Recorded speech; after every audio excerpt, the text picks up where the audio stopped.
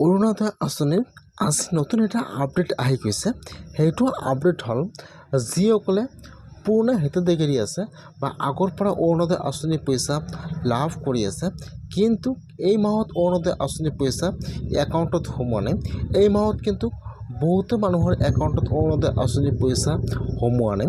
যদি আপোনালোকে আগৰ পৰা অৰুণোদয় আঁচনিৰ পইচা লাভ কৰি আছিল, কিন্তু এই মাহত আপোনাৰ একাউণ্টত এতিয়ালৈকে অৰুণোদয় আঁচনিৰ পইচা সোমোৱা নাই, যিসকলৰ একাউণ্টত কিন্তু অৰুণোদয় আঁচনিৰ পইচা সোমোৱা নাই, এতিয়া কিন্তু অৰুণোদয় আঁচনিৰ এটা নতুন লিষ্ট আহি গৈছে। যিসকলে এইবাৰ অৰুণোদয় আঁচনিৰ কাৰণে নতুনকৈ এপ্লিকেশ্যন কৰিছিল অথবা আপোনালোকে আগৰ পৰা অৰুণোদয় আঁচনিৰ পইচা লাভ কৰি আছিল, কিন্তু এই মাহত আপোনাৰ একাউণ্টত অৰুণোদয় আঁচনিৰ পইচা সোমোৱা নাই, এতিয়া কিন্তু প্ৰতিটো পঞ্চায়তে কিন্তু এটা লিষ্ট আহি গৈছে।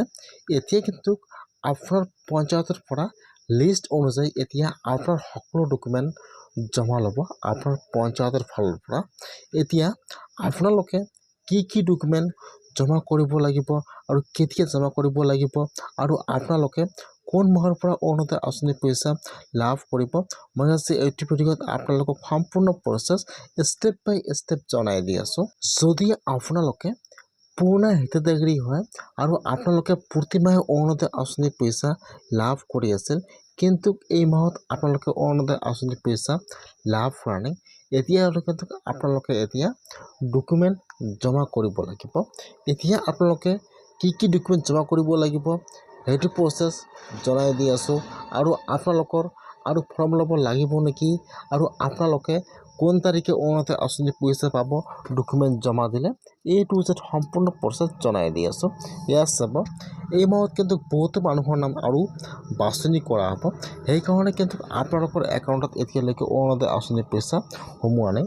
যিহেতু বহুতো মানুহৰ নাম এই মাহত বাছনি কৰা হ'ব, ইয়াত এইবাৰ যিহেতু বহুতো গাইডলাইন দিয়া হৈছিল, সেইকাৰণে কিন্তু আপোনালোকৰ ডকুমেণ্ট এতিয়া জমা কৰিব লাগিব। আপোনাৰ ভোটাৰ ID কাৰ্ড, আপোনাৰ আধাৰ কাৰ্ড, আপোনাৰ 2 কপি ফটো, আপোনাৰ ৰেচন কাৰ্ড জেৰক্স, আপোনাৰ ভোটাৰ লিষ্টটো কিন্তু দিব লাগিব। এতিয়া আপোনালোকৰ সকলো ডকুমেণ্ট জেৰক্স কৰি লৈ ল'ব। Voter list, voter ID card, Aadhaar card, ration card, pan card, আপোনাৰ বেংক একাউণ্ট জেৰক্স, সকলো ডকুমেণ্ট জেৰক্স কৰি লৈ এতিয়া আপোনালোকে আপোনাৰ পঞ্চায়তত জমা কৰিব লাগিব। ইতিমধ্যে কিন্তু সকলো পঞ্চায়তে কিন্তু লিষ্টটো আহি গৈছে। যিসকলৰ একাউণ্টত অৰুণোদয় আঁচনিৰ পইচা সোমোৱা নাই বা যিসকলে এইবাৰ নতুনকৈ এপ্লিকেশ্যন কৰিছিল, এতিয়া কিন্তু সেইসকলৰ নাম এতিয়া ভেৰিফাই কৰিব।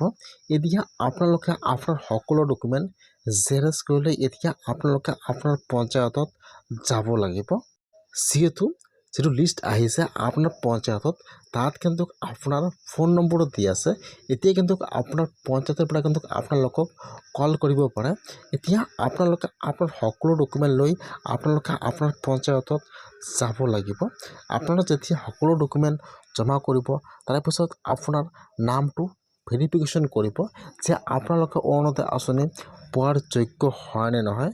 ইয়াত চাব দিয়া আছে, যদি আপোনালোকে গাঁৱৰ হয় তেনেহ'লে আপোনালোকে আপোনাৰ পঞ্চায়তত জমা কৰিব লাগিব, আৰু যদি আপোনালোকে টাউনৰ হয় তেনেহ'লে আপোনালোকে যিটো আপোনাৰ উৰ্বান লোকাল বডি অফিচ আছে তাত জমা কৰিব লাগিব, অথবা আপোনালোকে আপোনাৰ DC অফিচত জমা কৰিব লাগিব।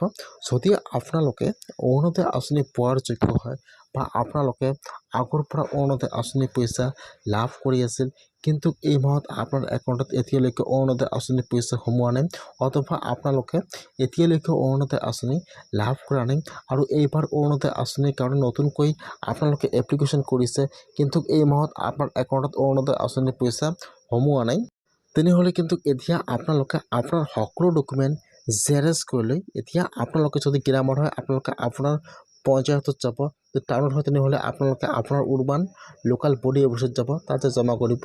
এতিয়া আপোনালোকে আপোনাৰ সকলো ডকুমেণ্ট জমা কৰিব, তাৰপিছত কিন্তু আপোনাৰ একাউণ্টত 30 তাৰিখৰ আগত কিন্তু আপোনাৰ একাউণ্টত অৰুণোদয় আঁচনিৰ পইচা সোমাই যাব। আপোনালোকে অতি সোনকালে এইটো কাম কৰি লওক, নহ'লে কিন্তু আপোনালোকে অৰুণোদয় আঁচনি